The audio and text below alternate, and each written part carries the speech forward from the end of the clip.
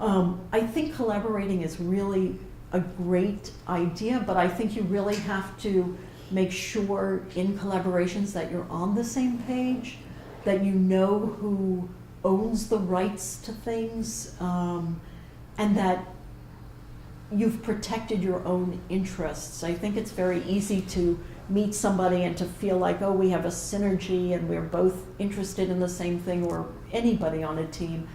It's very tricky to find the right collaborators, and I think the more time you can take in finding those, making sure before you commit, just think of it as a marriage, because these things, one of the things that makes filmmaking harder, I think, than other fields, I think it's true for any art, is it's very hard to say, okay, I'm going to be creative from 9 to 5. Right, I'm going to get to the office and my creative juices will flow in this very efficient time period, and I'll push the film forward and I'll go home, and tomorrow I'll do the same. It's a process, and these things take on a life of their own. But for that reason, it also means that they often take longer than we expect.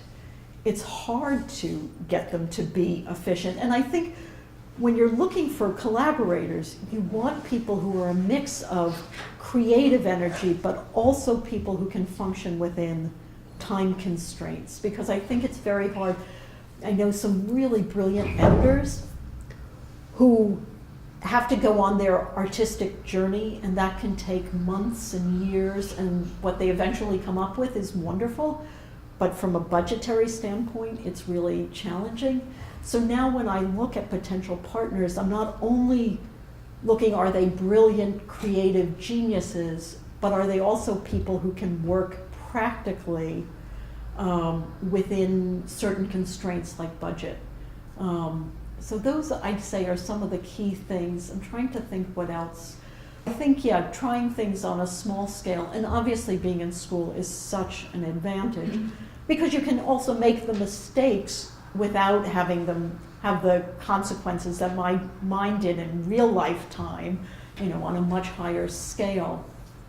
I think it's such a great thing. I heard Milos Forman. Milos Forman used to be the head of the Columbia Film School in New York, and he said that he thought that the one huge thing film school offered film students was the opportunity to fail. Mm-hmm. And the stakes are not as high. And I think it is great that you can try things experimentally and really take your creative risks here without it having the same consequence that it does in real time. I did not go to film school, and I see some advantages to that side too. I did corporate video, and then I volunteered on a ton of films. I'm such a New Yorker. I worked on a film about a bagpipe school in Idaho, and coming to Edinburgh is not culture shock for me in the slightest. It feels very urban. It's a walking city. For me, going to Idaho was like going to the moon, right? A Jew from New York going to, Idaho happens to be the home of the neo-Nazi movement in the United States. And all I was aware of was that I was a Jew when I got to Idaho. I'm usually very secular and very atheist and very New York, but there I just felt like I was wearing a yellow star, and it was fascinating to work on all of these projects. I worked on Barbara Koppel's film, American Dream, where I went to Austin, Minnesota, which is the home of Hormel. You guys have Spam. Yeah. Like that tinned ham that nobody eats anymore, but with big dirt. No, we gave it away to everyone during the war. Right. Nobody would eat that stuff. No. Well, the film that she did was about a meatpacking strike in Austin, Minnesota, the home of Hormel.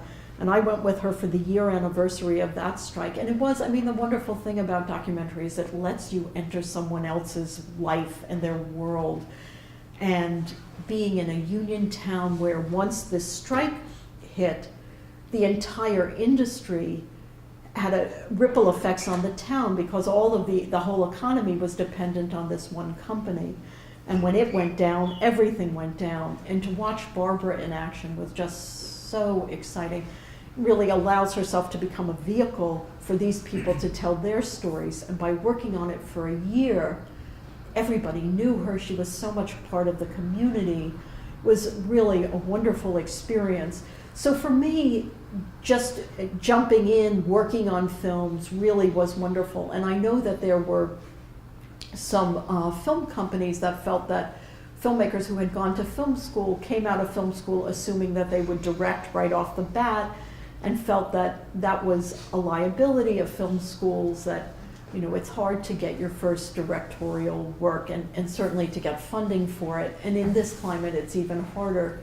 So collaborating with somebody who has more experience can be a good idea, but don't sell yourself short in those relationships. Make sure that you protect your rights and that you're working with people who aren't going to exploit you. I mean, I think there's a wealth of generosity in the documentary community. I mean, in New York, we really are a community. We're resources for each other. We help each other. You can post on Facebook any kind of question, or on the D word. Do you guys all belong to the D word? Do you know what the D word is? They should know. They should know.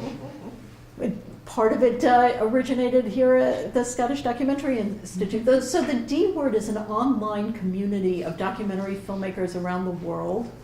And it's an incredible resource for any kind of question. You won't have a question about a festival or about E&O insurance or where to find a good accountant. The D word is really the source. Ben Campus with SDI is one of the founders, and Doug Block, a very talented filmmaker in New York, is one of the founders as well. They just celebrated their 14th year. There are a lot of online communities like that that are really great resources that are worth joining.